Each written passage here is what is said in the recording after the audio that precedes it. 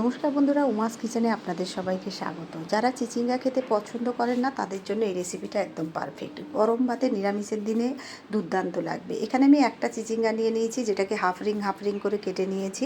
আপনারা কোয়ান্টিটিটা আপনাদের মতো বাড়িয়ে নেবেন। এই যে একটা করলে এখানে দু থেকে তিনজন খুব ভালোভাবে খেতে পারবে। এখানে দেখুন আমি স্বাদ মতো লবণ দিয়ে দিলাম আর হলুদ দিয়ে দিলাম। লবণটা এখানে একটু বেশি করেই দিতে হবে, কারণ আমি আর পরে কোনো লবণ অ্যাড করব না। দেখুন এইভাবে এটাকে একটু মাখিয়ে নিলাম।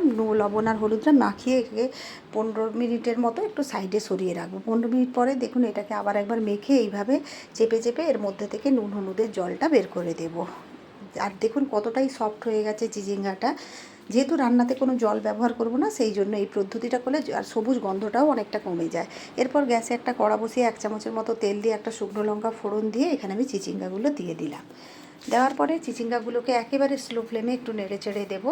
এই রান্নাটা পুরোটাই স্লো ফ্লেমেই করতে হবে, কারণ হাই ফ্লেম করলে পুড়ে পুড়ে যাবে। ঢাকা দিয়ে 8 থেকে 10 মিনিটের মতো হতে দিলাম।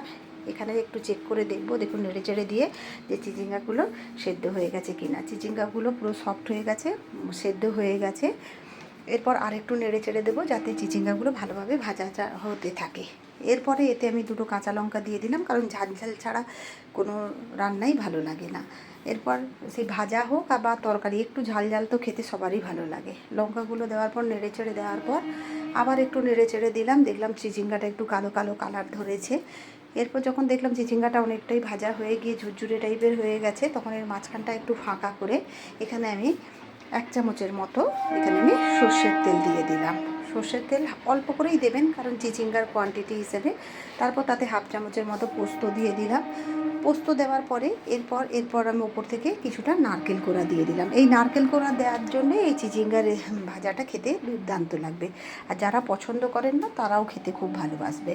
এইভাবে নারকেলটা এর সঙ্গে দিয়ে একটু ভাজা ভাজা করে নিয়ে চিচিঙ্গার সঙ্গে খুব ভালোভাবে মিশিয়ে নেব।